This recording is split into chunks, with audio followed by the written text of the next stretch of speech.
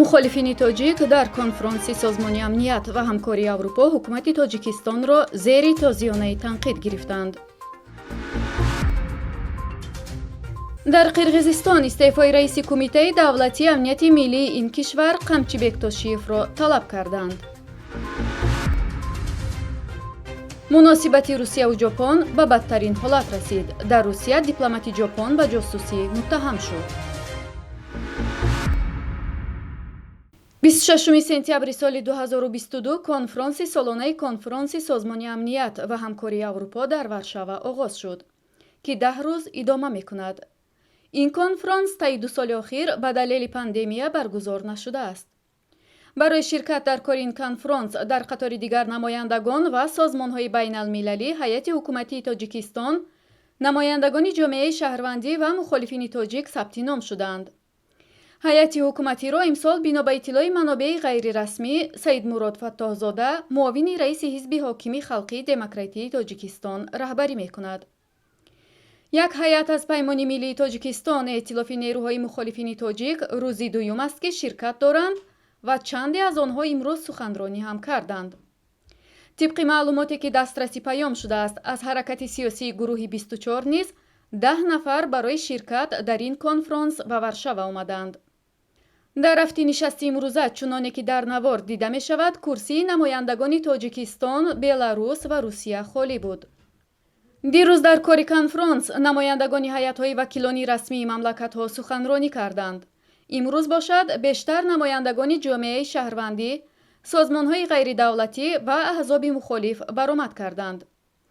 раҳбари паймони миллии Тоҷикистон Муҳиддин Кабирӣ дар суханронии худ дар бораи ҳаводиси вилояти мухтори Кӯҳистони Бадахшон, ки дар натиҷаи амалиёти низомӣ барои саркӯб кардани эътирозгарон ҳудуди 50 нафар аз сокинон кушта шуданд, садҳо фаъол боздошт ва ё фирор карданд ва ҳамчунин дасти кам 10 рӯзноманигор ва блогнависро боздошт карданд. Кабирӣ ҳамчунин аз ҷомеаи ҷаҳонӣ интиқод кард, ки барои ба истилоҳ муколама ва ҳамкорӣ бо ин режимҳои тағйирнопазир ин қадар вақт ва заҳмати зиёд сарф мекунанд. У нас возникает вопрос. То, что сегодня случилось в Таджикистане, в Беларуси, в России с гражданским обществом, это результат краткосрочной политики этих властей или долгосрочной? На наш взгляд, это результат долгосрочной политики. Мы, представители оппозиции, гражданского общества из этих государств, на различных площадках, в том числе здесь, предупреждали не раз, что так называемый диалог с репрессивными властями, оно приведет к ужесточению их политики, к тому, что они укрепляют свою власть, они имеют опыт, как играть с демократическим миром, и используют это время для укрепления собственной власти, для подавления гражданского общества. ҷамшед Ёров аз бунёди Бузургмеҳр Ёров гуфт, дар Тоҷикистон касби адвокатура ҳамчун як ниҳоди ҷомеаи шаҳрвандӣ комилан сарнагун шудааст ва нақши адвокатура танҳо ба қонунӣ кардани ҷараёни тафтишот ва баровардани ҳукми додгоҳ истифода мешаваду халос. Адвокатура, как, наверное, самый передовой институт гражданского общества по защите прав человека и гражданина от государственного произвола, должна быть, наверное, самым активным в этом смысле. Но после принятия в 2015 году нового закона об адвокатуре в Таджикистане фактически перестал существовать данный институт гражданского общества. Конечно, формально она существует и даже есть союз адвокатов, но с фактической точки зрения роль адвокатуры сводится только к легитимизации хода следствия и судебных приговоров. В особенности это относится к уголовным делам. Адвокатура в Таджикистане не только не может и не умеет защищать своих доверителей, но и не может защищать свои профессиональные права. Алим Шерзамонов аз анҷумани озодандешони мухолифи Тоҷикистон таваҷҷӯҳи ҳозиринро ба ғасби ҳокимият бо истифода аз механизмҳои интихобот дар кишварҳои чун Тоҷикистон ҷалб кард ва пешниҳод кард, ки тартиботи ҷаҳониро тавре тағйир бояд дод, ки президентҳое ки 20 сол ва бештар аз он дар сари қудратанд, набояд бо онҳо дар арсаи байналмилалӣ дастфишурӣ шавад. До тех пор, пока так называемые президенты, находящиеся у власти 20 лет и более, продолжат оставаться рукопожатными, а послы демократических стран будут устраивать банкеты с азиатским размахом для коррумпированных чиновников этих стран, и в честь окончания своего мандата и правительства демократических стран будут принимать верительную грамоту посла страны, дочери демократически избранного тирана, какие еще можно дать рекомендации? мадинаи ҳикматулло, намояндаи маркази дифои ҳуқуқи тоҷикистониён дар Вена, зимни баромадаш дар нишасти конфронси созмони амният ва ҳамкории Аврупо гуфт, тақрибан 30 сол аст ки дар Тоҷикистон Эмомалӣ Раҳмон ҳукмронӣ мекунад ва зануну модаронро бераҳмона саркӯб мекунад.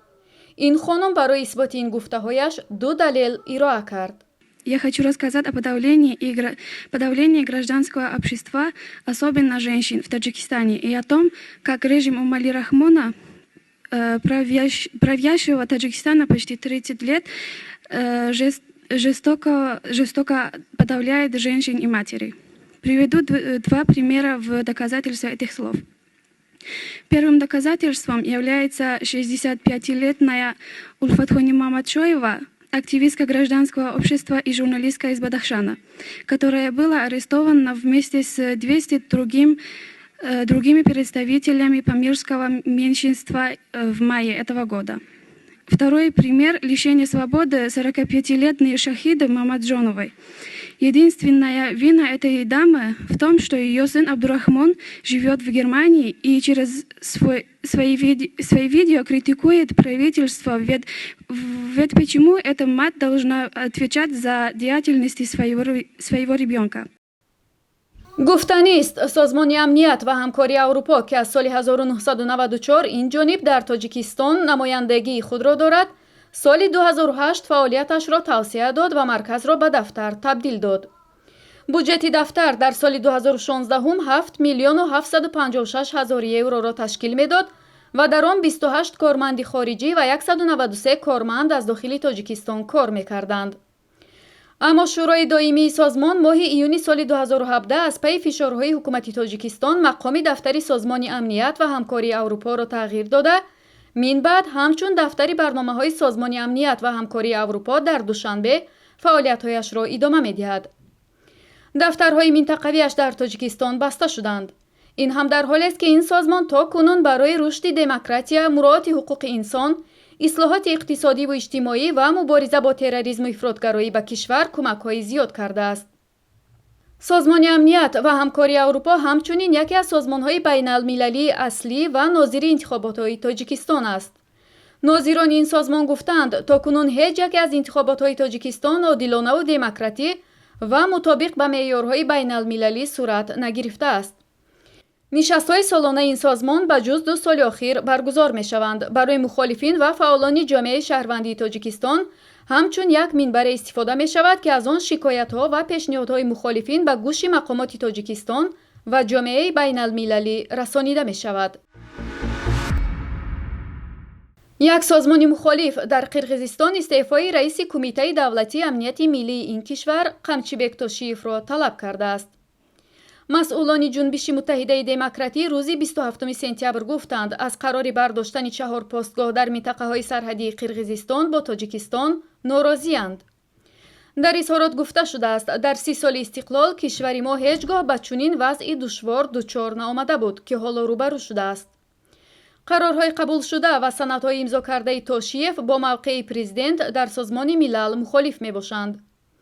гуфтанист раисони кумитаҳои давлатии амнияти миллии Тоҷикистону Қирғизистон рӯзи 25 сентябр ба хотири пешгирии низоъҳо дар марз ва идомаи корҳои муайянкунӣ ва аломатгузории марз санади нав имзо карданд. ҷониби Тоҷикистон онро қатъи муноқиша дар марз номид.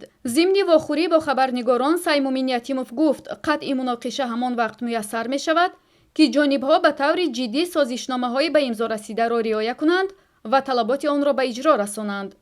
Ятимов аз расонадорон ва блогерон талаб кард, ки ҳини суҳбат дар бораи марз аз суханоне ки вазъиятро рӯ ба ташаннуҷ меорад, худдорӣ кунанд. вазорати корҳои хориҷии ҷопон сафири Русия дар он кишвар Михаил Гулизинро ба вазорат даъват кард. ба сафир эътирози ҷопон дар робита ба боздошти консули ин кишвар дар Владивостоки Русия расонида шуд. хадамоти амниятии русия рӯзи якшанбе консули ҷопонро ба гумони ҷосусӣ боздошт кард. вазорати корҳои хориҷии ҷопон аз русия талаб кардааст ки дар робита ба боздошти консул мотоки татсунори расман узр пурсад. вазири ҷопон гуфт дипломат ҷинояте содир накардааст. хадамоти амнияти федералии русия ё фсб рӯзи якшанбе аз боздошти консули ҷопон хабар дод. фсб гуфт татсунори дар ивази маблағ маълумоти махфиеро дар бораи робитаҳои русия бо кишварҳои дигар ва таъсири таҳримҳо ба иқтисоди русия дарёфт кардааст. хадамоти матбуотии фсб навореро нашр кард ки дипломат дар қаҳвахонаи ҳуҷҷатҳоеро дарёфт мекунад ва баъди боздошт ба амалҳои ғайриқонунии худ иқрор менамояд. татсунори персона нон грата эълом ва ба тарки русия вазифадор шудааст. эҳтимол меравад ҷопон ҳам як дипломати русияро ихроҷ кунад.